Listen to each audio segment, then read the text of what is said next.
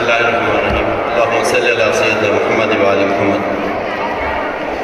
تقریباً پچھلے 3 سال سے یہ سیگمنٹ میرے حصے میں آ رہا ہے۔ بہت شکریہ ایشین کڈس گراؤنڈ اسکول کا، اور اس دفعہ مجھے زیادہ بھی خوشی ہو رہی ہے کہ ہمیشہ کسی بھی پروگرام کا آخری ایونٹ بہت مزیدار اور بہت خوبصورت اور قیمتی ہوتا ہے، تو تقریری مقابلے کو اس قدر قیمتی جانا گیا ہے کہ اس کی اناؤنسمنٹ آخر پر رکھی گئی ہے۔ مقابلے کا اعلان کرنے سے پہلے، مقابلے کے نتائج کا اعلان کرنے سے پہلے میں مبارکباد پیش کرتا ہوں سارے ادارہ کو، ادارہ کے اسٹاف کو، اسپیشلی ٹیچرز کو، کہ جن کی محنت کے بدل آج یہ پروگرام سجا۔ پروگرام سجانے سے مراد کچھ جسٹ ڈائٹ سے کرسیاں لگانا نہیں ہے، ان کی محنت کا یہ بدل ہے کہ آج یہ اتنا خوبصورت پروگرام آپ کے سامنے پیش کیا گیا۔ تقریری مقابلوں کی اگر میں بات کروں تو یہ ایسا تقریری مقابلہ تھا، میری بچیوں نے، میری بہنوں نے اتنا اچھا بچوں کو تیار کیا ہے کہ اس سمیت ہم جو ججز کمیٹی تھے، میرے ساتھیوں نے بڑی مشکل سے فیصلہ کیا ہے۔ ہم مشکل کا شکار ہو گئے کہ ہم کس طرح سے اس بچوں کے درمیان مقابلے کا فیصلہ کر سکیں۔ بہت اچھی پریزنٹیشن دی ہے بچوں نے، سب بچوں نے اچھی تقاریر کی ہیں، موضوع بہت اچھے تھے ان کے، ان کا وائس کا لیول بچوں کا اچھا تھا، ان کا کانفیڈنس بہت اچھا تھا۔ لیکن بہرحال ایک گروپ میں کچھ لوگوں میں کچھ تھوڑے سے زیادہ لیول کے ہوتے ہیں، کچھ زیادہ اچھی پرفارم کر سکتے ہیں، تو اس لیول سے ہم نے انہیں 1 2 3 کیا ہے۔ میں سب سے پہلے انگلش تقاریر کا جو مقابلہ ہے اس کا اعلان کرنا چاہوں گا۔ 3 بچوں نے اچھی پرفارمنس دی ہے۔ بہرحال موئز بچہ تھا جسے ہم نے 30 نمبر پر رکھا ہے۔ احمد بچہ، اس نے اس انگریزی کے تقریری مقابلے میں 2ری پوزیشن حاصل کی ہے۔ عبداللہ کو ہم نے پہلے نمبر رکھا ہے۔ انگلش کے تقریری مقابلے میں بچے کو عبداللہ کو پہلے نمبر پر رکھا گیا ہے۔ اردو کی جو ٹیچرز ہیں انہیں میں بہت زیادہ داد دینا چاہوں گا کہ انہوں نے ان کی تیاری نے ہمیں مشکل میں ڈالا۔ ہم 3 بندوں نے اردو کے تقریری مقابلے کو بہت مشکل میں ہم اس کا فیصلہ کر پائے ہیں، اور پورا شعر مجھے نہیں یاد آ رہا، وہ کسی نے کہا تھا کہ ابھی کچھ لوگ باقی ہیں جو اردو بول سکتے ہیں۔ اردو اپنی زبان ہے، پیار بھی زیادہ آتا ہے، گھروں میں بھی بولی جاتی ہے، تو اس کے مقابلے میں ہمیں مشکل میں ڈالا۔ سنینا بچی کو ہم نے 3 نمبر پر رکھا ہے۔ زارا بہت اچھا جا رہی تھی، اس نے بہت اچھی پرفارمنس دی ہے۔ ان کی ٹیچر کو بھی میں داد دیتا ہوں، اس بچی کو بھی میں داد دیتا ہوں۔ میرے پاس زیادہ الفاظ ٹائم کی قلت ہوتی ہے، لیکن اس بچی کے لیے بہت ساری داد ہے، لیکن آخر میں درمیان میں آگے وہ رک گئی بچی، اس کا کانفیڈنس لیول کم ہو گیا، اسے ہم نے 2 نمبر پر رکھا ہے۔ مرتجز، یہ بچہ پچھلے سال کا رنر اپ تھا، خرم سبحان نے پہلا نمبر حاصل کیا تھا، مرتجز 2 نمبر پر آیا تھا۔ مرتجز کی محنت ہے کہ مرتجز اس دفعہ پہلے نمبر پر آیا ہے۔ تقریری اردو کے تقریری مقابلے میں مرتجز نے پہلی پوزیشن حاصل کی ہے۔ یقیناً تقریری مقابلے جو ہیں یا جتنی بھی پرفارمنسز یہاں پہ بچوں نے دی ہیں، اس کا مقصد بچوں کو کسی کو بہت زیادہ بڑھا دینا یا کسی کو ڈیگریڈ کر دینا نہیں ہوتا۔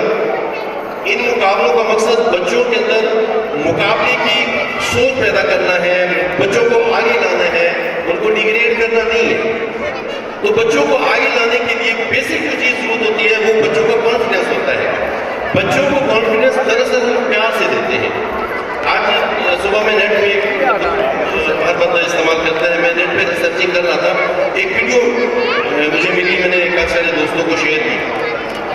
اس نے ایک کپل آپس میں کنورسیشن 2 دوست کر رہے ہیں، تو ایک کپل کی کہانی سنائی جاتی ہے کہ 2 بزرگ میاں بیوی، ایک بچے کو جو گود کا بچہ ہوتا ہے جو چل نہیں سکتا یا بول نہیں سکتا، اس بچے کو ڈاکٹر کے پاس لے کے جاتے ہیں۔ یہ اسپیشلی میں ماؤں کے لیے کہوں گا، اور ماؤں سے بڑھ کے والد کے لیے کہوں گا کہ والد مائیں جو ہیں وہ تو پرائڈ ہوتی ہیں، والد کو بھی کیا کرنا چاہیے۔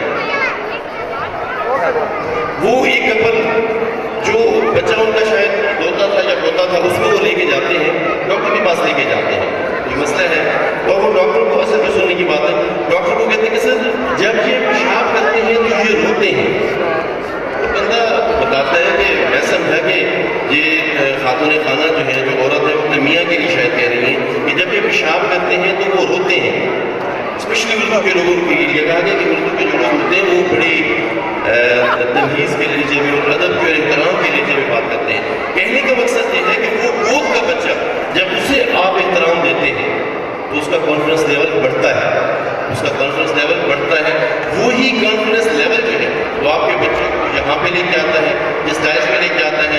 وہی کانفیڈنس لیول آپ کے بچے کو ارشد حسین کھوکھر بنا دیتا ہے، وہی کانفیڈنس لیول آپ کے بچے کو DC ڈپٹی کمشنر بنا دیتا ہے. مطلب کسی بھی عہدے پہ لے کے جانے کے لیے آپ کا دیا ہوا کانفیڈنس آپ کے بچے کو وہاں پہ لے کے آتا ہے. تو اس کے لیے بچوں کی شرارتوں کو، بچوں کی خطاؤں کو، بچوں کی غلطیوں کو جھڑکنے سے، انہیں پنش کرنے سے بہتر ہے انہیں زندگی میں سمجھائیں، ان کے کانفیڈنس لیول کو بہتر کریں، اور وہ کانفیڈنس لیول آپ کے بچے کا جو ہے وہ اسے آگے لے کے جائیں. آخر میں 2 بچوں کا میں ذکر کرنا چاہتا ہوں. ایک تو وہ بچی زارا جو بولتے بولتے تھوڑی رہ گئی، ایک بچہ حسنات مجھے شاید نظر نہیں آ رہا جو یہاں پہ آ کے رو رہا تھا کہ میں پوزیشن نہیں حاصل کر پایا. ان 2 بچوں کے لیے میں کہتا ہوں کہ آپ مرتجز کو دیکھیں.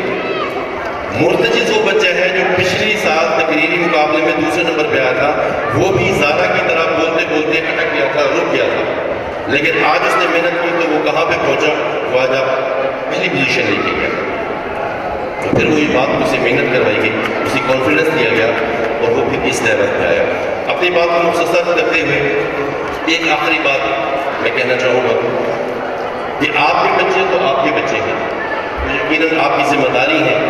آپ ان کے لیے بہت ساری محنت کرتے ہیں، انہیں پیار دیتے ہیں، ان پہ خرچ کرتے ہیں اور انہیں ایشین کڈس گرامر اسکول میں پڑھاتے ہیں، اور بھی مطلب تعلیم کے ساتھ ساتھ اور بھی ان پہ اکثر خرچ کرتے ہیں.